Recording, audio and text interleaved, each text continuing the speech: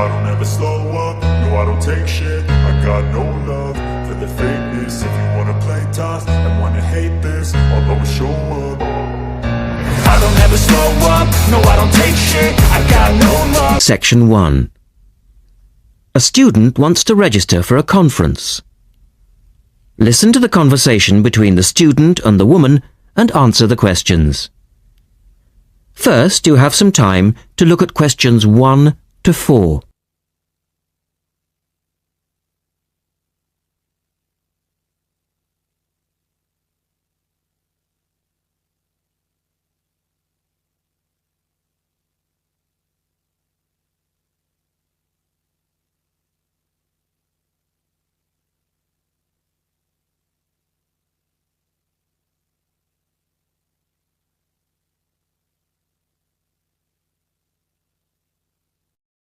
Now we shall begin.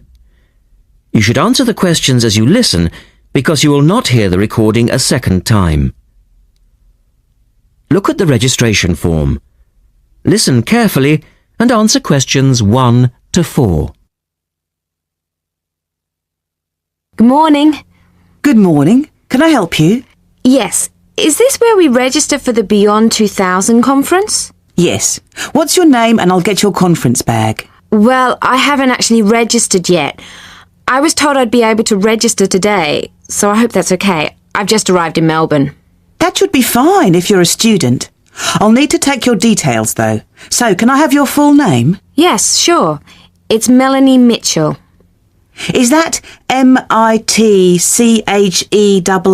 Yes, that's right. And that's Ms., not Miss. Okay, fair enough. And what's your address, Melanie? I live in student accommodation at Sydney University, so my address there is Room 66, Women's College, Newtown. Okay. And which faculty are you studying in? I'm in the Faculty of Education. I'm doing a Master's in Primary School Teaching. Right. And may I see your student card because I need to verify that you're a current student? Yes, sure. Here it is. My number is 994578ED. The woman asks the student some more questions about the conference. Look at questions 5 to 10.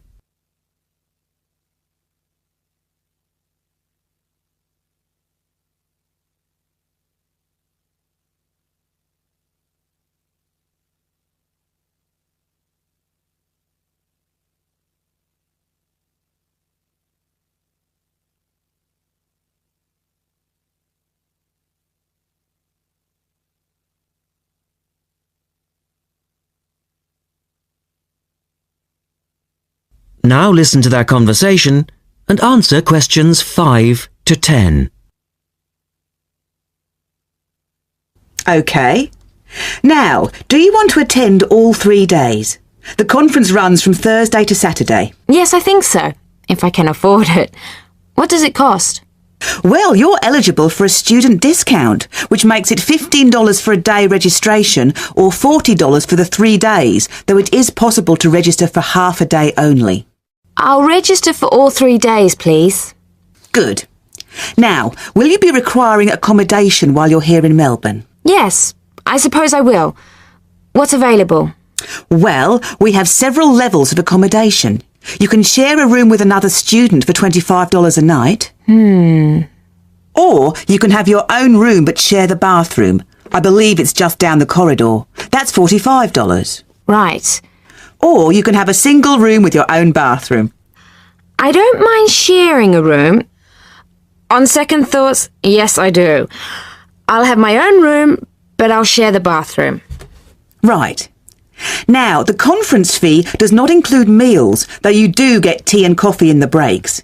Shall I put you down for lunch? That's an extra $10 a day. And there's the conference dinner on Friday night, which is $25. Oh, and what about breakfast? Hang on a minute.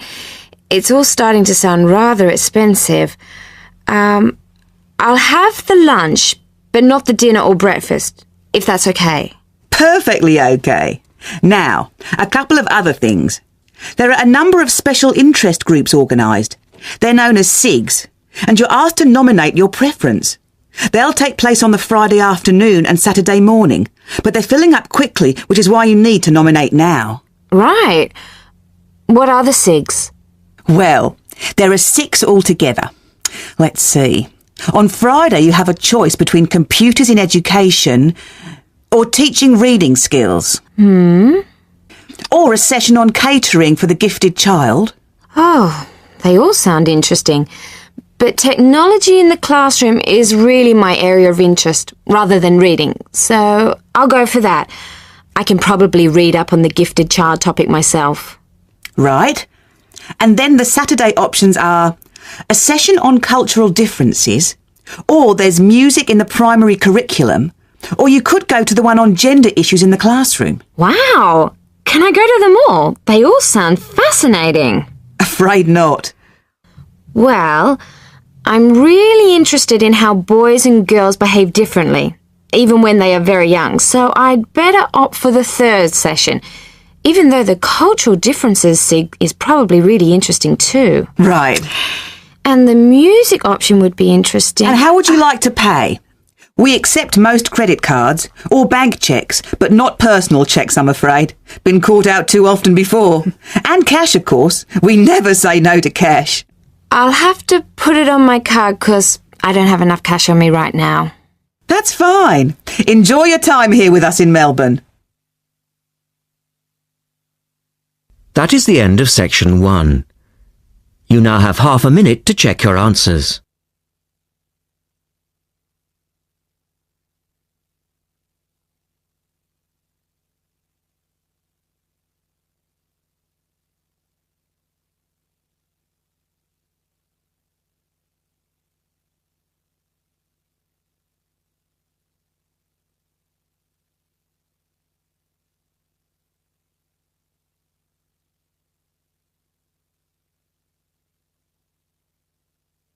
Now turn to section 2. Section 2. You will hear a woman talking about a number of different beaches to a group of tourists. First, you have some time to look at questions 11 to 16.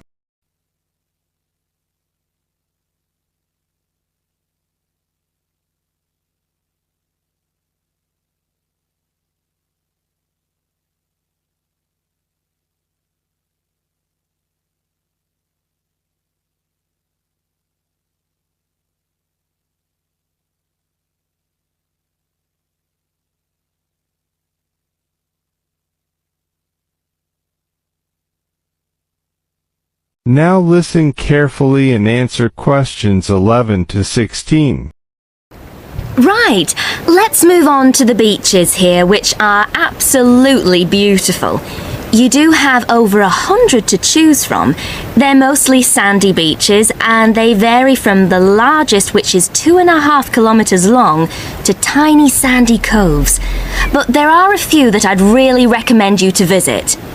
So, looking at this pamphlet, first of all, there's Bandella Beach. This beach is 1 kilometre away from the old fishing village of Bandella, which is a beautiful spot. If you park in the car park behind it, there's a small path which leads down to the bay. It's very pretty because the whole beach is backed by pine trees, so it's very sheltered. The beach itself is very clean and the water is shallow and safe. That, together with the soft sand, make it an ideal beach for children and non-swimmers. A little further round the coast, again to the east, in the eastern corner of the island, is the spectacular Da Polata Beach, which is basically a long inlet. The land around this beach is marshland. It's all marsh, and there's a stream which winds through it, and the stream goes into the sea. And the beach has lovely pale gold sand. Access to this beach is quite tricky and not for the less energetic. You have to go down a long flight of steps, 190 to be exact. But you'll be relieved to know that there's also a road which winds down to a car parking area.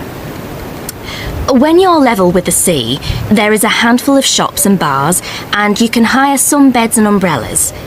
Continuing round the island, just past the tip of Calne, is the next beach I'd suggest you visit, and this is Sanget. Why? Because there isn't a beach longer than this on the island. If you want to know, it's exactly 2.5 kilometres long, and that's a bonus because it means it never gets overcrowded. It has golden sand and clear blue water shelving into the sea. There are several beach restaurants to choose from, and water sports are available when the water is calm.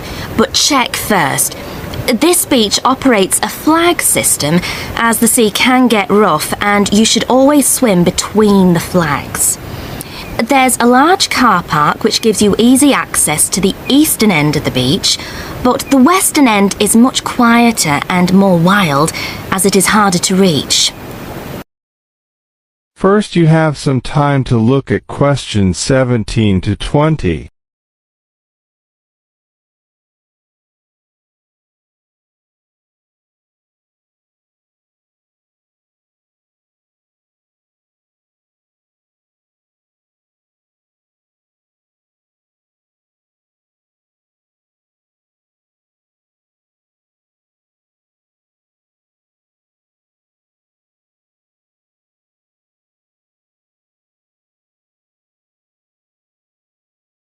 Now listen carefully and answer questions 17 to 20. Blanaka is another popular beach, just in the northwest corner of the island. It has incredibly white sand and sparkling water. There is ample car parking here and plenty of bars and restaurants. Blanaka has white cliffs all around it, and for those of you who'd like a little more to do than just lazing on the beach, there are caves here which you can explore in the cliffs, and you can also dive into the water from rock platforms along the side of the cove. Well, my final recommendation for today is Disador. Now, this beach isn't quite as easy to get to as the others I've talked about. It's quite a remote little beach, tucked away here next to Blanaka. You can reach Disador by a steep slope which goes over some sandbanks. The beach itself is small and pretty, with reddish-coloured sand and some stony areas on its eastern side. Despite being quite small, the bathing is good, and you can also go fishing here from the rocks at either side. It's a good idea to take some food and drink with you if you decide to go here, as there's only one little bar which isn't always open. So, that should give you plenty of ideas to choose from over the next 2 weeks. And if you have any further questions... That is the end of section 2. You now have half a minute to check your answers.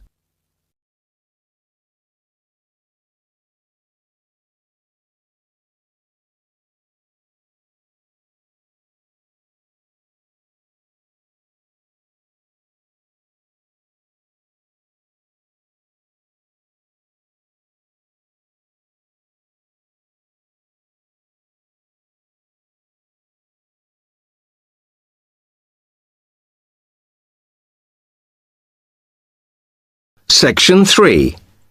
You will hear a student, Alex, asking his tutor for advice about essay writing. You now have 30 seconds to read questions 21 to 27.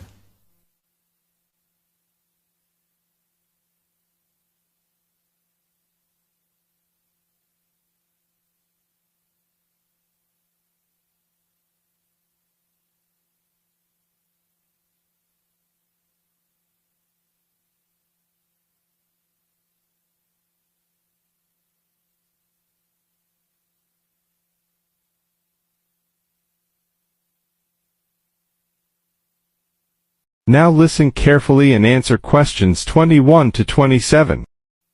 Hi, Alex. Come in. I gather you wanted some help with writing essays. Yes, I'm finding this first term difficult, and I'm worried about the assignments we have to do for January. Well, let me see if I can help. You shouldn't panic about it, because essay writing is a very straightforward process, really. What it involves is organizing the information that you want to include. You shouldn't have more than you can easily manage within the word count. Make sure you haven't got too much or anything irrelevant. You need to look at that and work out what you need and what you don't need before you start. And then you just have to think about how you're going to put forward your argument. Oh, that sounds very straightforward when you put it like that. But I'm worried I haven't got the necessary skills for writing an effective essay because English is my second language. Well, perhaps you misunderstand the skills you need. You need to be able to analyze your data, and then I would say the skills of interpretation and expressing yourself are important. Perhaps it's this last one that bothers you, but the more essays you write, the more you will develop these skills. Yes, and I don't quite know how to improve at that. Though, as you say, I know practice will help. And I need to make sure I've got everything ready before I start. Yes. What is vital to good essay writing is preparation. So make sure you build in enough time to do the research you need. Are there any other sources I can use to help me with essays? Yes. You should go to the library and look through the reference section, because there are books that focus on the style we use in academic writing, and those will help you a lot. The other thing that you should think about is what happens when you've actually written your essay. Too many students just complete their work and hand it in, whereas what you should be doing is making sure that you edit it as thoroughly as possible. Oh, yes, that's a good idea. Then I'd pick up any mistakes and also see if it reads logically. Exactly. The other thing is, again, what a lot of students do is get their essays back, look at the marks, then just file it away. They don't realise that if they checked it through and looked at what the tutor had written, then they can learn from their old essays. Yeah, I can see that's a good idea. So, is that okay? You can always come back to me. You now have half a minute To read questions 28 to 30.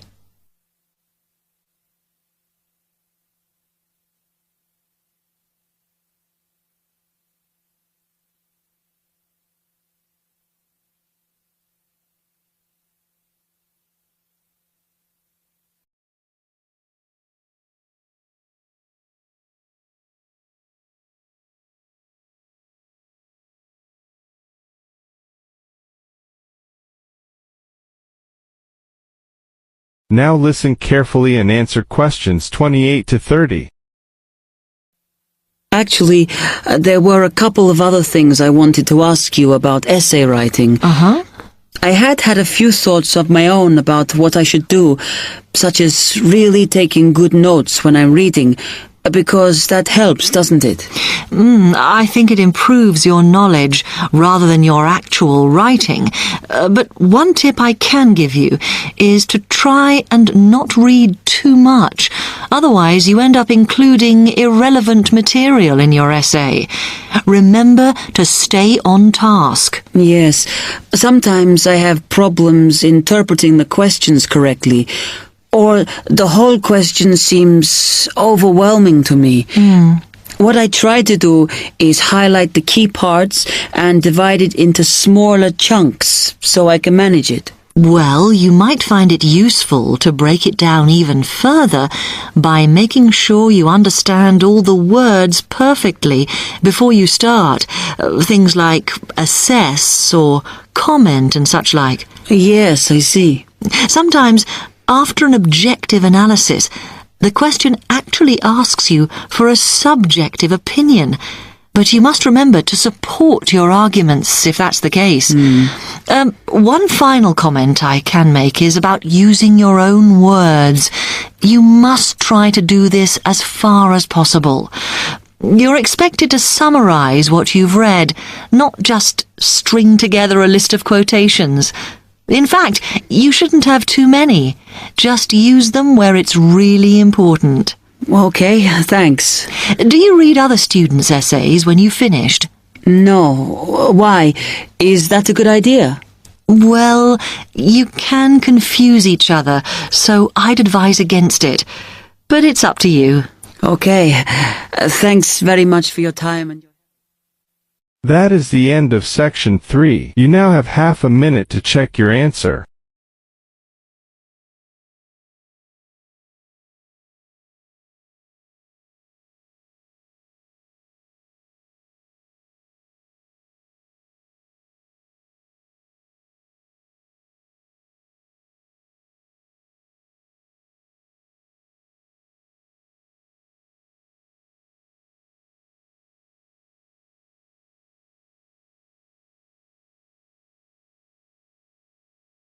Section 4. You are going to hear a talk on the writer Charles Dickens, given by a university lecturer to a group of students. First, look at questions 31 to 35.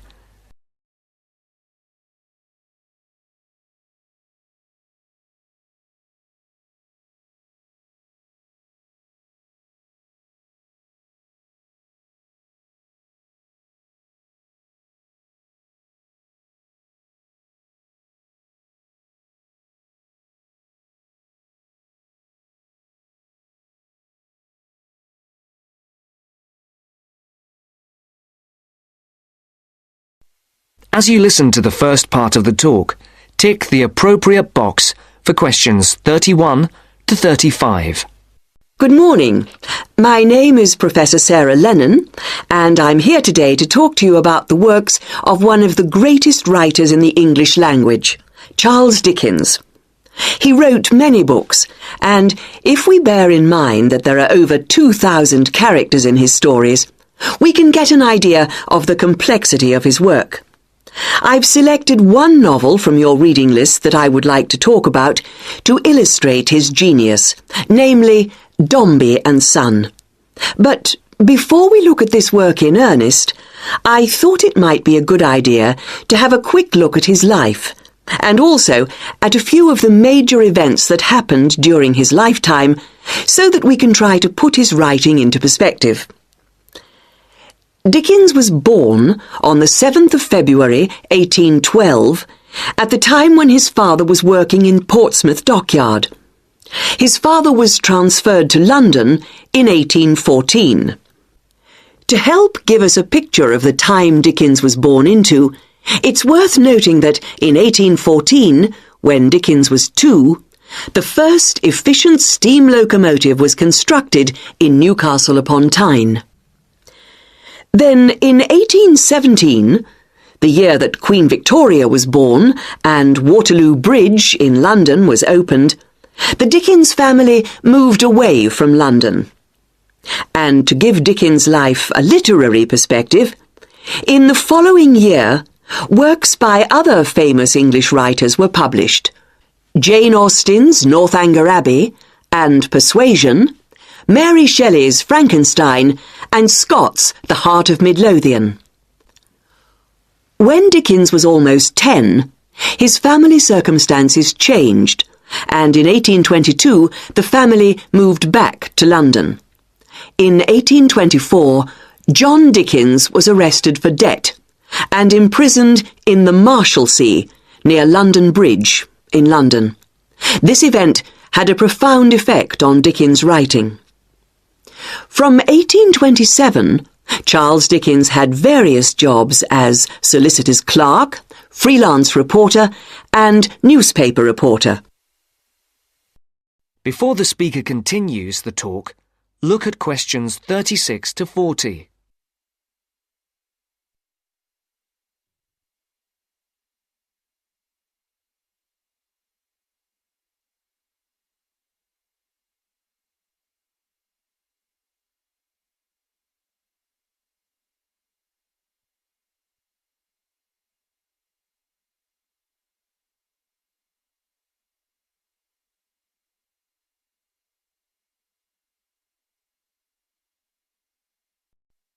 As you listen to the second part of the talk, answer the questions. 36 to 40. In December 1833, Dickens had his first story, A Dinner at Poplar Wall, published in the Monthly Magazine. In the same year, the SS Royal William became the first vessel to cross the Atlantic Ocean by steam alone. In 1836, two important events happened. Dickens published the first series of sketches by Boz, and the publishers, Chapman and Hall, suggested his first novel, The Pickwick Papers.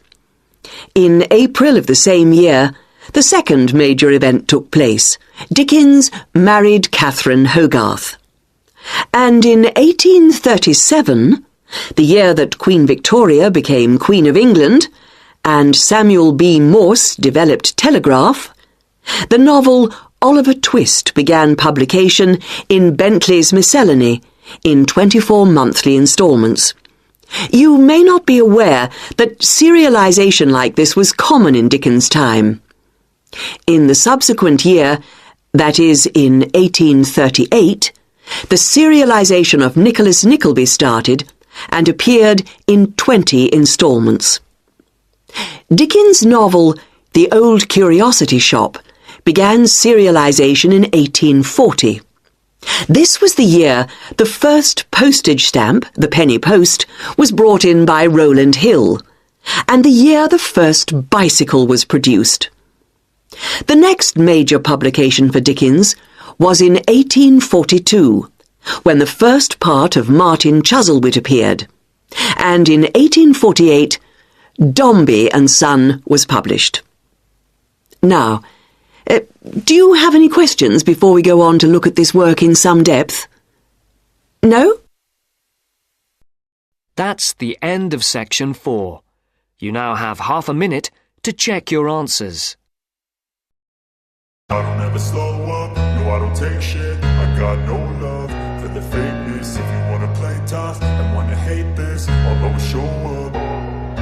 I don't ever slow up, no I don't take shit. I got no love for the fakeness. If you wanna play tough and wanna hate this, I'll always show up and make a statement. I don't ever slow up, no I don't take shit. I got no love for the fakeness. If you wanna play tough and wanna hate this, I'll always show up and make a statement. Everything I do so instinctive and so passionate. Every word I move so descriptive like an adjective. I got a vendetta against people who patented being negative when you should be getting after it. I got facts over tracks, isn't that? Spitting slow, spitting fast, I could roast, I could gas. Think I'm okay at last, but I don't know if that can erase all the past. And the pettiness, a reflection of the emptiness. Hilarious, you think you're worth my time, you're delirious. Mysterious, because you hide behind a fake exterior. Inferior, you know I'll always be a bit superior. Get off of me, this ain't no humble brag. I want you to hear words, you can say them back. I want you to feel free from the chains at last, and to believe in what you got, it was built to last, yeah. Now that I've been put through hell, I never got anyone's help. I had to do it all myself. I don't ever slow up, no I don't take shit. I got no love for the fakeness. If you wanna play tough and wanna hate this,